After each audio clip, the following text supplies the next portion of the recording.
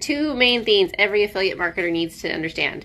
Their what, which is what they want to talk about, what they want to promote, and their why. Hello, my beautiful why.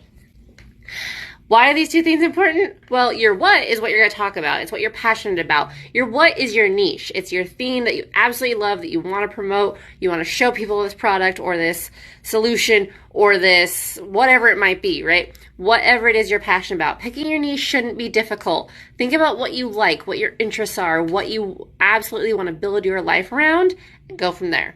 That's your niche. And your why has to be important. And the reason I say this, I tried digital marketing about 10 years ago, and I didn't stick with it. Why?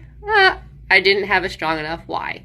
I didn't have a good reason to do it other than, I just don't want to work for anybody else anymore.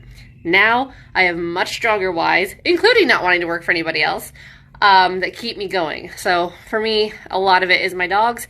When I feel like giving up, I'm cuddling with my dogs, and I know I can't give up because I can't let them down. I want to give her and her siblings the best possible life ever. So those are the two things. What are you passionate about, and what will keep you going? Know those two things, and you'll be unstoppable.